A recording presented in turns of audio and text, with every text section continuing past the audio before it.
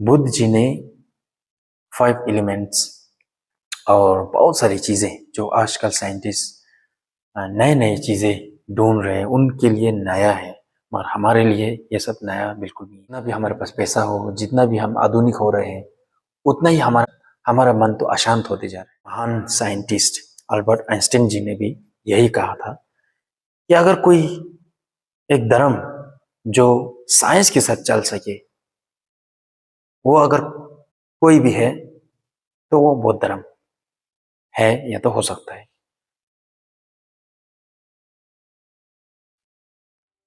तो कैरियर जी, आज तो आप एकदम जुड़े हुए हैं।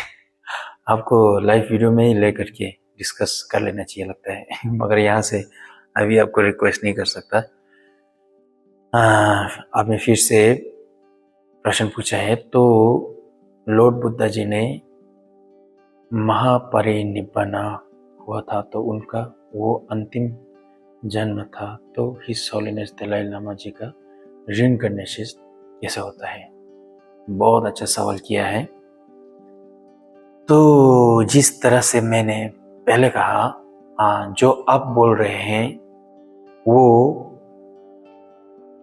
बौद्ध धर्म में मुख्य रूप से 4 दर्शन है, 4 दार्शनिक सोच है, 4 दार्शनिक संघ है, उनका ग्रुप है, आपको पता होगा।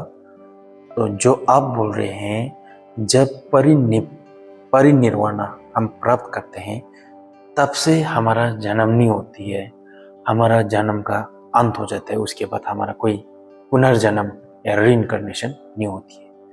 ये उनका बात है। जैसे कि हिंदी में मुझे नहीं पता, बौद्ध धर्म का 4 मुख्य दर्शन है, चेडामावा, दोदेपा, सेमसंपा और उमापा। उमापा को मध्यमिका बोला जाता है ना। मध्यमिका सेमसंपा को पता नहीं आप हिंदी में क्या बोला जाता है, और दोदेपा और चेडामावा, इस तरह का 4 है। तो जो आप बोल रहे हैं वो पहला और दूसरा जो दर्शन है, उसमें इस तरह का बातें बोला गया है। जब हम अरहत को प्राप्त करते हैं, परिनिर्वाण को प्राप्त करते हैं, उसके बाद हमारा जन्म नहीं होती है।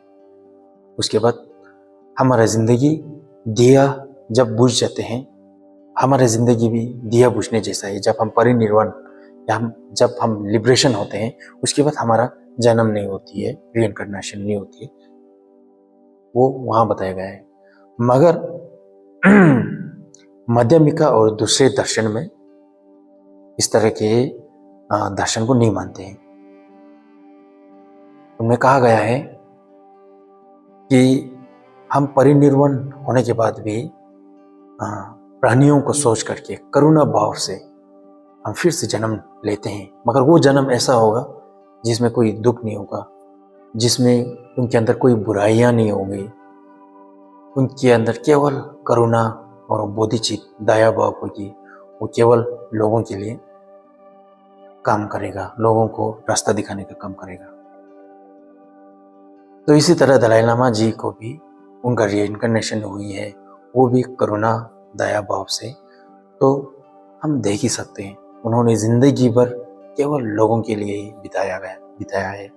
अभी भी वो इतने उम्र हो गए हैं, फिर भी आजकल वो लद्दाख में पधारे हुए हैं, वहाँ प्रवचन दे रहे हैं, लोगों को रास्ता दिखा रहे हैं, केवल एक ही बात बोल रहे हैं, हम सब सुधर जाएं, धर्म के रास्ते पर चले, अच्छे रास्ते पर चले। इस तरह की दूसरों की जिंदगी को सफल करने का ही काम पहले भी किया है, अभी भी जारी है। तो इस तरह का मान्यता है। तो आपने और एक चीज बोली है, लॉर्ड बुद्धा जी ने साइंस का रिसर्च से पहले ही बताया था कि हमारा शरीर 5 एलिमेंट और एटॉम मॉलिक्यूल से बना हुआ है। सुनने में आया है, क्या ये सत्य है? हाँ जी, ये सत्य है। बुद्ध जी ने 5 एलिमेंट्स और बहुत सारी चीजें जो आजकल साइंटिस्ट नए नए चीजें ढूंढ रहे हैं उनके लिए नया है, और हमारे लिए ये सब नया बिल्कुल नहीं है।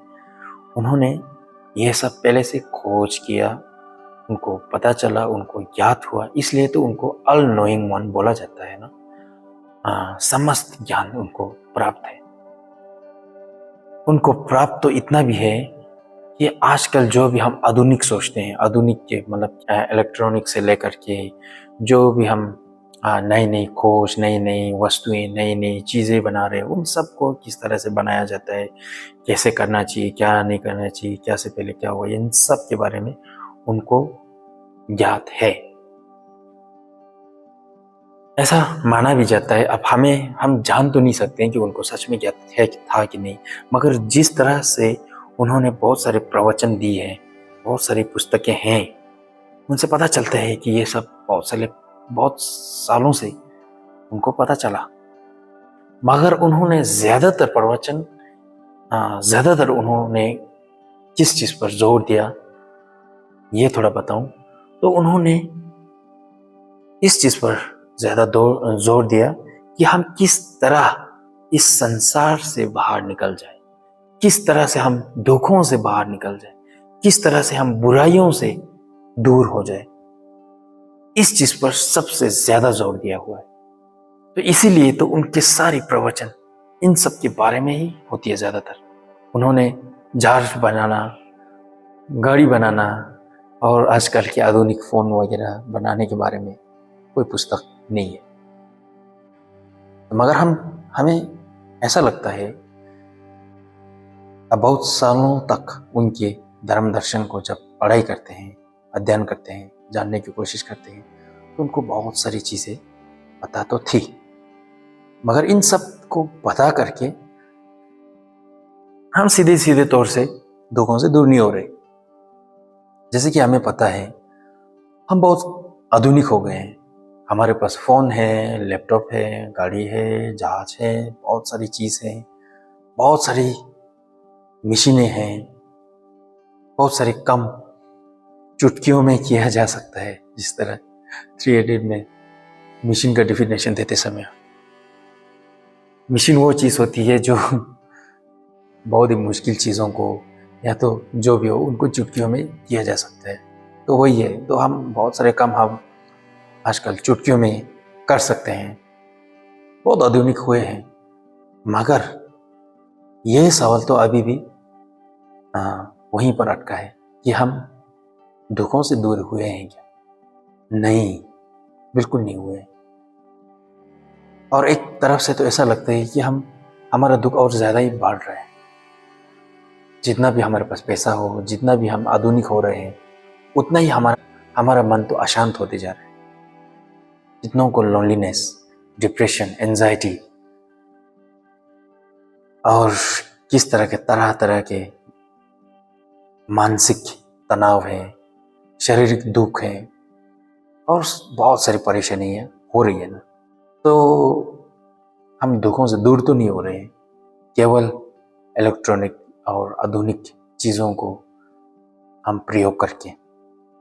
तो इसलिए उन्होंने भी इस चीज़ पर ज़्यादा ध्यान ना दे करके तो उन्होंने अलग ही रास्ता दिखाया कि अगर तुम सच में दुखों से दूर होना चाहते हो, दुखों को कम करना चाहते हो, अब ये मैं इस तरह का बातें नहीं बोलना चाहता हूँ कि तुम्हें मरने के बाद जन्नत नसीब होगी, तुम्हें मरना होगा, मरने के बाद ही कुछ होगा, ऐसा कुछ होगा, ऐसा नहीं। केवल एक ही चीज़ बुद्ध जी ने भी सिर्फ केवल एक आसान और एक सरल चीज़ बताई गई है कि हम जिंदा तो हैं, चाहते तो हम केवल सुखी हैं, हम दुख कभी नहीं चाह रहे हैं। तो उन्होंने सारी बातें उसी प्रश्न पर, उसी इच्छा पर की है कि किस तरह से तुम अपने दुखों को दूर कर सकते हो, कम कर सकते हो और आस्ते आस्ते हमेशा के लिए मिटा सकते हो, और किस तरह से तुम अपने सुख को पा सकते हो, सुख को बढ़ा सकते हो, और कैसे तुम एक दिन हमेशा हमेशा के लिए सुखी हो सकते हो। केवल इस तरह के बातों को ही बोला गया है। तो आज बहुत से साइंटिस्ट, बहुत से विद्वान बहुत से लोग बौद्ध धर्म, बौद्ध दर्शन पर एनालाइज करते हैं, एक्सपेरिमेंट करते हैं, खोज करते हैं, और बहुत सारे लोगों को ये भी मिलता है कि ये बहुत लॉजिकल है, बहुत रीजनिंग है, इसके पीछे बहुत गहराई है। तो ये अच्छी बात है ना। तो एक तरफ से आप सबको पता ही होगा, हमारे महान साइंटिस्ट अल्बर्ट आइंस्टाइन जी ने भी यही कहा था कि अगर कोई एक धर्म जो साइंस के साथ चल सके, वो अगर कोई भी है तो वो बौद्ध धर्म है या तो हो सकता है। तो साइंटिस्ट, इतने बड़े साइंटिस्ट की बात को नज़रअंदाज भी नहीं कर सकते हैं, और केवल साइंटिस्ट के बोलने से ही वो सच है ये भी नहीं बोल सकते हैं। मगर हाँ, साइंटिस्ट बहुत एनालाइज करके जो हम देख सकते हैं, जो हम पकड़ सकते हैं, बहुत सारी चीज़ों को उन्होंने बहुत गहराई से पढ़ाई की है, अध्ययन की है, हमें बताया गया है। मगर बहुत सारी ऐसी भी चीज़ें हैं जिनके बारे में उनको नहीं पता, और सबसे पहले उनको मन के बारे में नहीं पता। उनको सिर्फ उनको लगता है ये केवल एक एनर्जी है, एक तरंग है, उनको इसके बारे में ज़्यादा कुछ नहीं मालूम। मगर ये तो ऐसी चीज़ है ना जिसको हम महसूस ही कर सकते हैं, देख तो नहीं सकते, मगर हमें दुख तो लग रहा है, ये तो सच है। हमें कभी कभी सुखी हो रही है, ये भी सच है। तो हम दुख से दूर होना भी चाह रहे हैं, ये भी सच है।